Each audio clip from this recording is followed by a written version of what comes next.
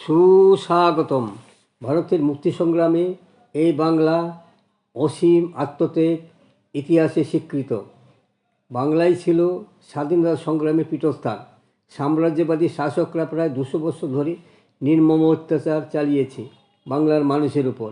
ফলে এখান থেকেই পরাধীনতার শৃঙ্খল ছিন্ন করার জন্য বারবার উঠেছে প্রতিবাদের ঢেউ, তৈরি হয়েছে প্রতিরোধে ব্যারিকেড, শ্রমিক কৃষকের সংগ্রাম আর গণ অভ্যুত্থানের জোয়ার।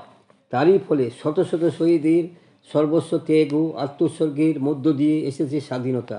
কিন্তু চরম মূল্য দিতে হয়েছে বাংলাকে ব্রিটিশ সাম্রাজ্যবাদী চক্রান্তে। দেশ হয়েছে দ্বিধাবিভক্ত। তবু সেদিন ভাঙ্গা বুকের পাঁজর নিয়েও মানুষ নয়া বাংলা গড়ার শপথ গ্রহণ করেছিলেন। আমাদের দেশের বরেণ্য স্বাধীনতা যোদ্ধারা যে দৃষ্টান্ত স্থাপন করে গেছেন তা উত্তরকালের মানুষের কাছে পরম প্রেরণার উৎস। এমনই একজন স্বাধীনতা সংগ্রামী, শিক্ষাবিদ, ঋষি নিবারণচন্দ্র দাশগুপ্ত। তিনি ছিলেন নিরহংকারী এবং আত্মনিবেদিত, ঋষিসুলভ জীবনযাপনে অভ্যস্ত ব্যক্তি। তিনি জাতির জন্য সর্বস্ব ত্যাগ করার কারণে তাকে ঋষি নিবারণ নামে উল্লেখ করা হয় এবং মানভূমির স্বাধীনতা আন্দোলনে তাকে আন্দোলনের জনক বলা হয়। এই শিক্ষাবিদ এবং স্বাধীনতা সংগ্রামীকে নিয়ে ইউটিউবের সাহিত্যের নবদিগন্ত চ্যানেলে আজকের ভিডিওটি হলো মানভূমের স্বাধীনতা আন্দোলনের জনক নিবারণচন্দ্র দাশগুপ্ত। গ্রন্থনায় রবীন্দ্র কুমার চক্রবর্তী। 1886 সালের 25শে এপ্রিল বর্তমান বাংলাদেশে বিক্রমপুরের গাউরপাড়ার তার জন্ম। পিতা ছিলেন তারকনাথ দাশগুপ্ত।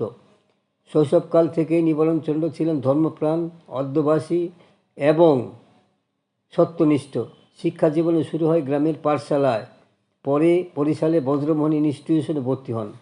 1893 সালে প্রবেশিকা এবং 1895 সালে এফএ পাস করেন।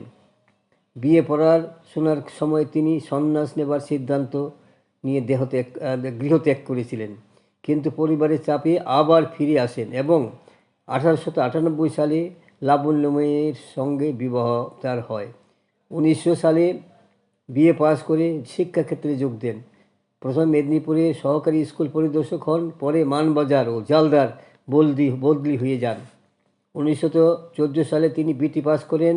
1916 সালে পুরুলিয়া জেলা স্কুলের প্রধান শিক্ষক মাননীয় ম্যাজিস্ট্রেট নিযুক্ত হন। 1922 সালে মহাত্মা গান্ধীর অসহযোগী আন্দোলনে ডাক পেয়ে তিনি সরকারি চাকরি ত্যাগ করেন।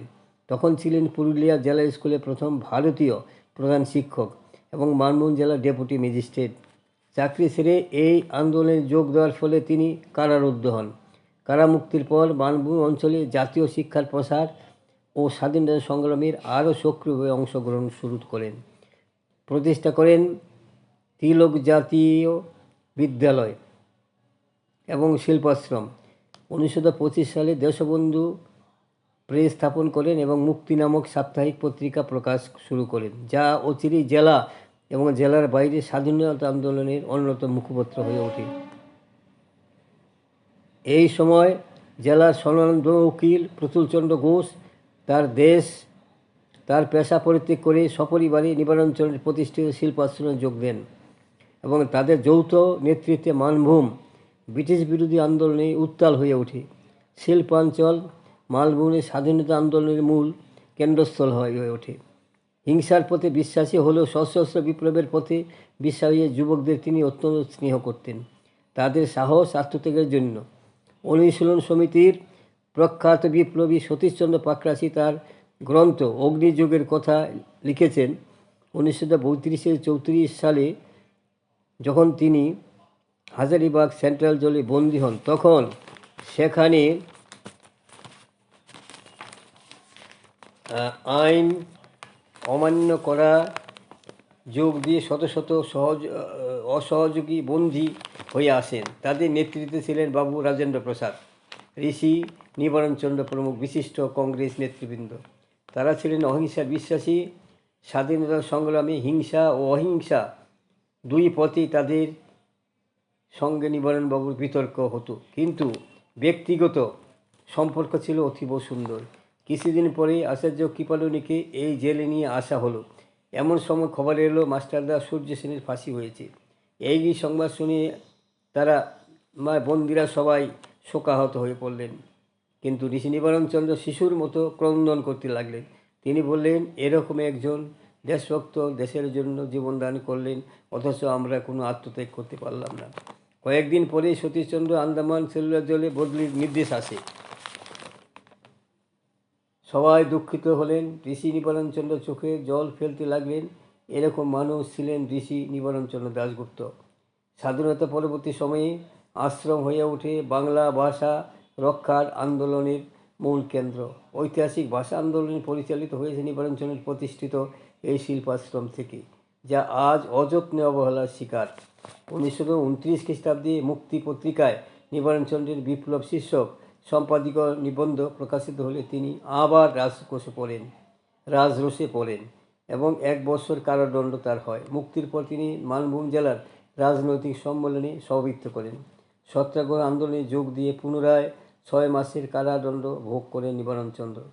1931 খ্রিস্টাব্দে মুক্তি পাওয়ার পর তিনি কাথি, শ্রীহট্ট সহ বাংলার বিভিন্ন স্থানে শিক্ষা বিষয়ে বক্তৃতা প্রদান করেন। শিল্পাশ্রমে কর্মীদের শিক্ষাদানী রঘুনাথপুর সন্নিহিত অঞ্চলে অস্থায়ী শিবির স্থাপন করেছিলেন তিনি। দ্বিতীয় সত্যাগ্রহ আন্দোলনের তার 1.5 বছরের কারাদণ্ড হয় এবং শিল্পাশ্রম বেআইনি ঘোষিত হয়। কারামুক্তির পর সঙ্গে তিনি যক্ষারোগে আক্রান্ত হন। কিছুদিন তিনি রাঁচিতে বিপ্লবী ডাক্তার যদুগোপাল মুখোপাধ্যায়ের চিকিৎসাধীন ছিলেন। 1934 খ্রিস্টাব্দে 30 এপ্রিল তাকে দেখতে তার শয্যার পাশে আসেন মহাত্মা গান্ধীজি। নিবারণচন্দ্র রাঁচির উপজাতি খেরিয়া ও হরিজনদের প্রকৃত বন্ধু ছিলেন, তাই মৃত্যুর পরে এই এলাকাটি তার নাম করে নিবারণপুর করা হয়েছিল। পুরুলিয়া শহরের মূল প্রাণকেন্দ্র তার একটি পূর্ণবয়ব মূর্তি পার্ক আছে এবং শহরের মূল রাস্তাটি ও জলাশয়টি সাহেববাগ তার নামে নামাঙ্কিত করা হয়। বন্ধুগণ, আমার এই সংক্ষিপ্ত ভিডিওটি এখানে শেষ হলো। যদি